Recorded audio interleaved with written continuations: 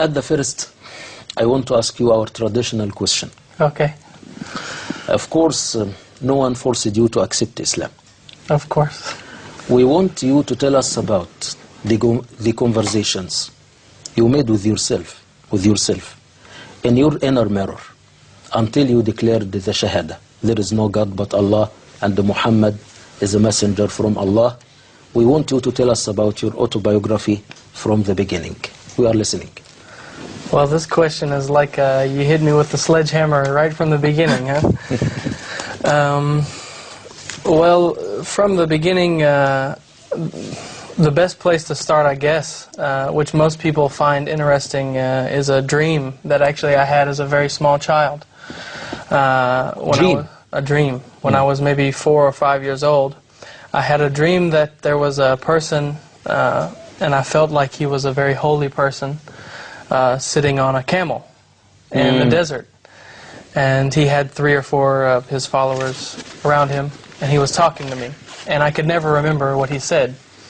And I had this dream maybe 3 nights or 4 nights in a row. And woke up and, you know, I could never remember what he said, but I would always tell my mother about, you know, I saw this person in this dream, and, you know. You made conversations with him? Right, yeah, exactly. And so I guess you could say, since I was very young, what we would say, my spiritual eye was open. So I was always somebody who was very interested in religion from a very young age. And of course, I was raised in a Christian society, so I read the Bible, I believed in it, and found a lot of comfort, really, actually, reading it. But at the same time, you feel fear. You feel afraid that there's so many religions, how do I know that this is correct? So what I was searching for really was 2 things. I was searching for what we call yaqeen, certainty, as well as peace, and something that would make me feel really very calm, very, you know, at peace with myself and feel comfortable in what I believed. And so then I began to study all religions. I bought a book on world religions and read it, and really I was searching. And as part of my searching, part of my working out the issues I was having, I would actually, it's kind of a funny story, I would kind of play like a practical joke on people in my school. And I would tell them that I converted to any religion just to make a joke with them, and then after 2 weeks or 3 weeks I would tell them it was just a joke, and, you know, haha, I fooled you, you know. And so I had a friend that was kind of an accomplice in this, and he said to me one day, he said, why don't you become Muslim for a few weeks, you know, as a joke, this will be funny, you know, no one will believe that. And so I said, sure, why not, you know, I'll be Muslim. And you have to remember, at the same time I was searching for the truth, for yaqeen. And this was one of my ways of working this issue out. Because people would ask you questions, and you would have to find the answer. You know, they would say, oh, so you're a Hindu this week. Well, what do Hindus believe, you know? So that you would have to find it. And they did the same thing with Islam. So you're a Muslim, what do you believe, you know? So I would do the research, and when they would ask me the questions, and after about 2 weeks, I was convinced. It never got to the point where I told them, after 2 weeks, it never got to the point where I told them it was just a joke. You know, I was ready to become Muslim at that point. So. I want to ask you one more question. Okay.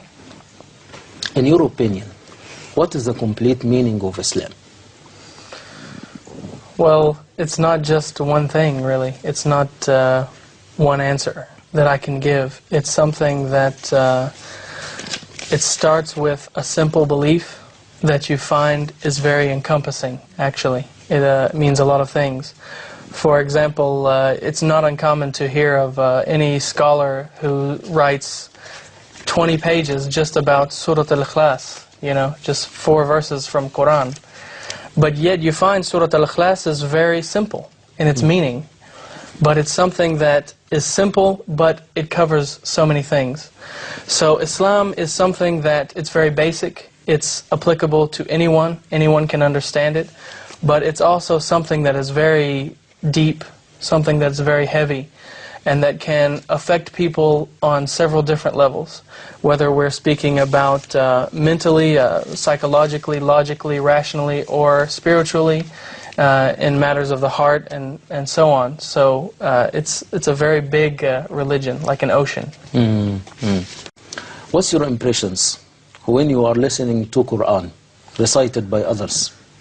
The Quran is something that I play it in my house constantly, because it's something that it's like a natural sedative. It makes you feel so calm, and it makes me feel very secure, and it has a purifying effect on the soul, which you can recognize immediately. It's something that no Muslim actually has an excuse to have a bad day or to have any bad feeling inside himself, because the Quran, you can listen to Quran or recite Quran and have that calming effect on your soul. Take that time out to remember Allah subhanahu wa ta'ala, and this is something that is very special. It's a very special thing about our religion. Alhamdulillah.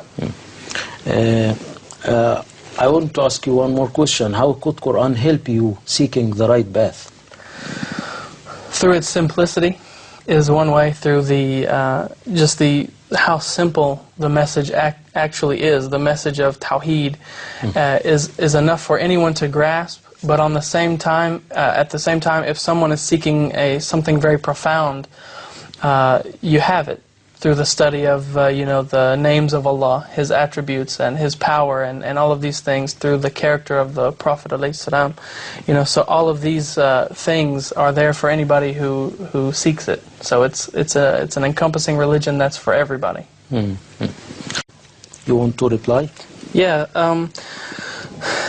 I will rephrase the question a little bit. Instead of saying what's the worst thing I see from Muslims, let's instead ask the question, what is something that, as an objective observer from perhaps another angle, because as a Muslim convert or revert, I see things differently than someone who's born in Islam. So let's ask instead, what's something that I feel from viewing it from my angle that Muslims need to work on? In my opinion, and Allahu Alam, but it's my opinion that Muslims need to work on beautifying their souls. This is something very important. Actually, a lot of Muslims forget that the first masjid in Islam was not the masjid in Medina. It was actually a very small masjid that if you saw it, you wouldn't recognize it. Because the first Muslims were not interested in having everything beautified on the outside. They were working very hard to beautify their inner soul, to purify their heart, and to make their inside beautiful. Because an inner change brings out outer results, and that's a fact. So this is the answer to the question from my angle, that we need to examine ourselves, and instead of asking Allah subhanahu wa ta'ala when His justice or mercy will come, we have no right really to ask Allah subhanahu wa ta'ala where is He, but He has every right to ask us where are we, where are you at? And this is something I've heard many Muslim scholars ask, and we need to pay attention to that question. Jazakallahu khairan. In 1 minute, in your opinion, in what way you can serve Islam in the future? By again, this is my opinion, but by working on myself, because I think it's very important that what we say in English, we say like begets like. In other words, as you are, that's what you will produce, and that's what you will attract. And so I think if we can work as Muslims, and me especially, can work on the nafs, work on the ego, and work on getting rid of anger and envy and all of these things, relying on other than Allah subhanahu wa ta'ala. If we can work on that and you change yourself, you will see that the people around you start to change, and you will see that circumstances start to change.